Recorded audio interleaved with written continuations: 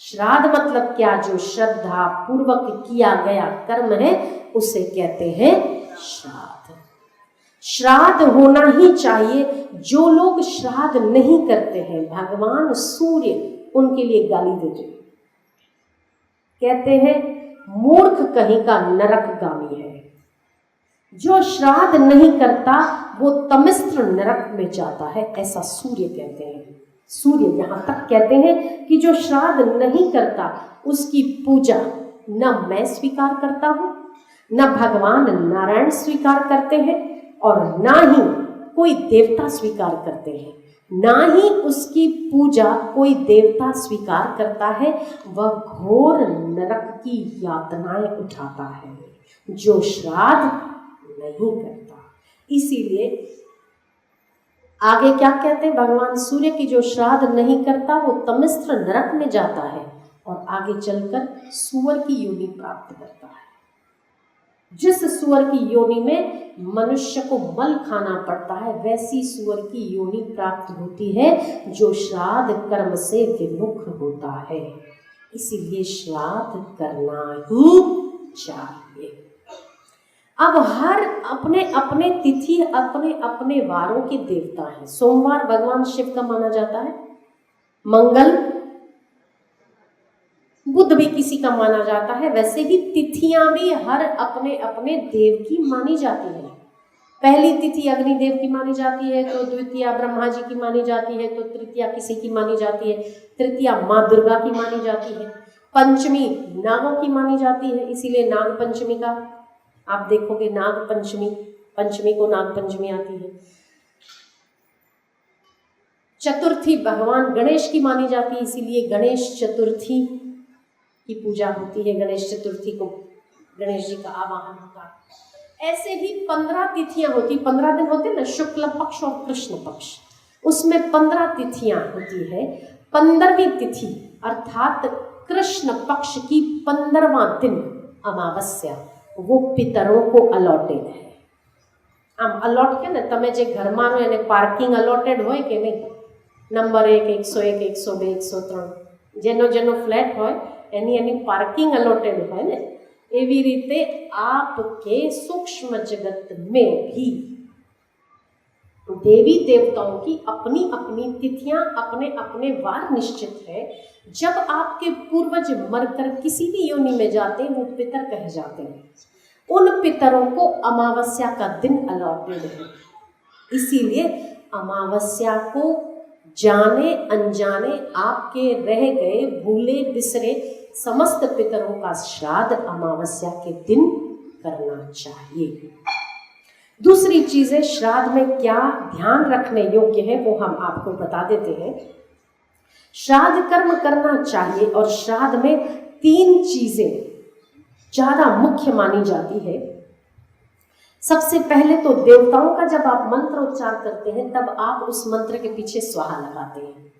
जब आप स्वाहा करते हैं तो वो आपका यज्ञ, वो आपका हविष्यान देवताओं को जाता है, और जब स्वधा लगाते हैं तब वो पितरों को जाता है।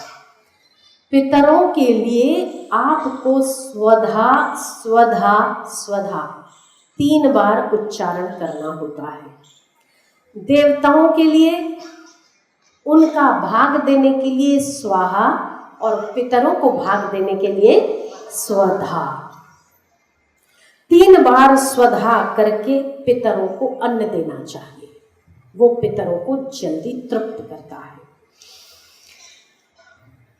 3 बार यदि स्वधा कहा जाए तो पितरों को दिया हुआ तर्पण फलीभूत होता है। दूसरी 3 चीजें, श्राद्ध में 3 वस्तुएं पवित्र मानी जाती है।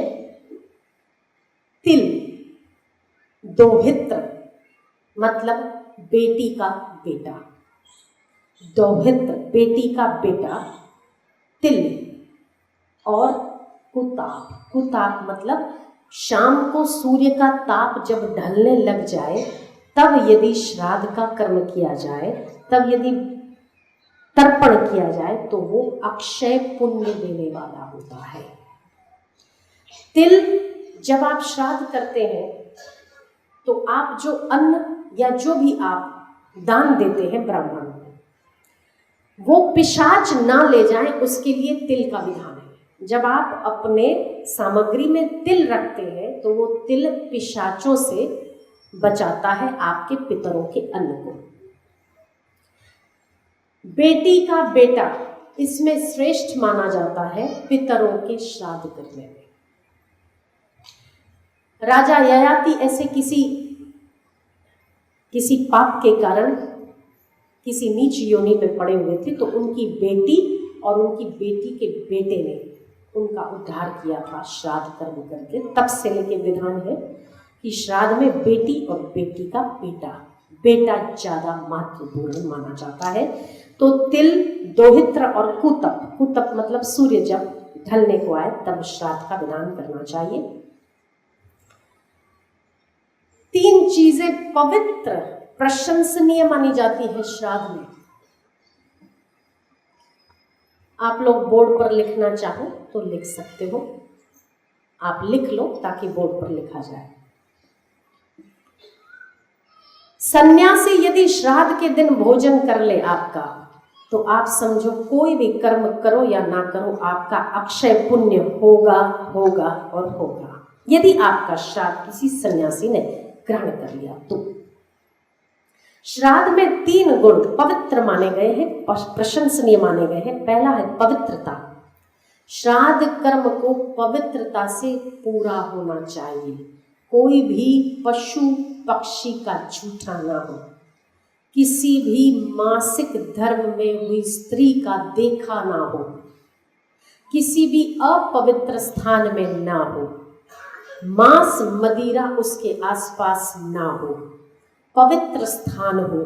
जहाँ पितरों का आवाहन किया जाता है उस जगह को गोबर से लिपा जाता है पवित्र करने के लिए। तो मनुष्य का 3 प्रशंसनीय कर्म माने जाते हैं श्राद्ध में। पहला है पवित्रता, दूसरा है अक्रोध। उस दिन क्रोध नहीं करना चाहिए, क्योंकि उस दिन पितर हमारे आसपास रहते हैं और उसके वंशज अंशज यदि क्रोध करते हैं तो उन्हें पसंद नहीं आता। वैसे ही जब आपके आसपास अपने से ऊंची व्यक्ति हो तो मर्यादा का पालन करना चाहिए। उस हिसाब से भी उस दिन क्रोध नहीं करना चाहिए। और श्राद्ध कर्म में जल्दबाजी नहीं करनी, पता ही दो फटाफट, हमारे पास टाइम नहीं साहब, जल्दी, हाँ जल्दी आ जाए श्राद्ध कर्म महाराज आज જોઈ લો हमारे पास 8-10 कलाक છે। इस उतावलेपन में श्राद्ध नहीं करना चाहिए। 3 चीजों का ध्यान रखना चाहिए, पवित्रता, क्रोध का अभाव और जल्दबाजी उतावलापन। 3 मनुष्य पवित्र माने जाते हैं श्राद्ध कर्म में।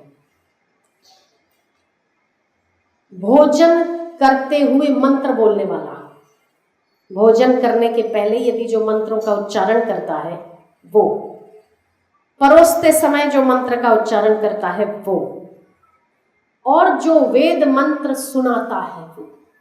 जैसे अगर आप नहीं कर सकते तो आप किसी को रखते हैं कि कोई वेद मंत्र करे, एक जन परोसे और दूसरा उसे ध्यान से सुने। इसमें 3 व्यक्ति पवित्र माने जाते हैं, भोजन करने वाले, परोसने वाले और वेद मंत्र सुनाने वाले। यदि ये तीनों मंत्रों का उच्चारण करते हो तो ये पवित्र माने जाते हैं।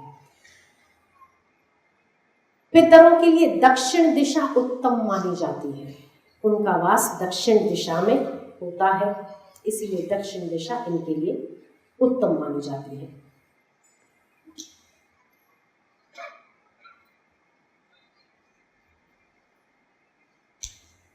मनुष्य पर 4 ऋण होते हैं, पितृ ऋण, ऋषि ऋण, देव ऋण और मनुष्य ऋण। ये 4 में से एक है पितृ ऋण, जिसका श्रद्धा पूर्वक श्राद्ध के द्वारा आप पितृ ऋण से मुक्त हो सकते हैं। इन बातों का श्राद्ध में अवश्य ख्याल रखा जाए। भोजन में, श्राद्ध के भोजन में मसूर, मटर, ध्यान देना, याद रखना, मसूर, मटर, पूजा में कमल, बिल्व पत्र, धतूरा, लिखने वाले लिख लो, भेड़ और बकरी का दूध, अलसी जे આપણે મુખવાસમાં ખાઈએ ને अलसी, महुआ, ये चीजें वर्जित मानी जाती है। श्राद्ध में भूल कर भी बकरी का दूध उपयोग में नहीं आना चाहिए। मसूर और मटर की दाल गलती से भी नहीं बनानी चाहिए उस दिन। मसूर, मटर, पूजा में कमल, बिलीपत्र, धतूरा, भेड़ बकरी का दूध, अलसी और महुआ। अब क्या उपयोग में लेना चाहिए उसका विधान बताते हैं। कुश, उड़द, साठी के चावल, गाय का दूध, घी, शहद, और शहद तो बहुत ही पितरों को प्रिय है, इसीलिए श्राद्ध के भोजन में कोई भी दो वस्तु ऐसी बनानी चाहिए जो एक घी में बनी हो और एक शहद में बनी हो। जैसे कुछ मीठा बनाना हो तो आपने लड्डू बनाए तो वो तो घी के बन गए, और यदि जैसे कुछ ऐसी चीज़ बनाते हो उसमें जरूर शहद, जब उसका तड़का लगा देते हैं, राई का तड़का, जीरे का तड़का, ऐसे ही आप शहद का उपयोग जरूर पितरों के लिए करते हैं तो वो पितरों को प्रसन्नता देने वाला होता है। कुश, उड़द, साठी के चावल, गाय का घी, शहद, जौ, मूंग, गन्ना, सफेद फूल पितरों को प्रिय होते हैं। पूजा में पितरों के लिए सफेद फूल उपयुक्त माने जाते हैं। पितरों का श्राद्ध करने से क्या फल होता है? तो धन की वृद्धि होती है, प्रजा की वृद्धि होती है, धन आया हुआ सुरक्षा होती है, और जो नहीं आया है उसमें बढ़ोतरी होती है। प्रजा में वृद्धि होती है, धन की सुरक्षा होती है, आयुष्य का विकास होता है, बल का विकास होता है, आयु बढ़ती है और शक्ति मिलती है। इसीलिए श्राद्ध कर्म अवश्य करना चाहिए। श्रद्धा पूर्वक किया हुआ श्राद्ध फल देता है। आप जिनके निमित्त श्राद्ध करते हैं वो आपके पितर, उन्हें कौन सी वस्तु पसंद है, कौन सी चीज पसंद है, यदि वो चीज ब्राह्मणों को दान दी जाती है तो पितर उससे संतुष्ट और प्रसन्न रहते हैं। नारायण हरि नारायण हरि नारायण हरि, कृष्ण हरि गोविंद हरि।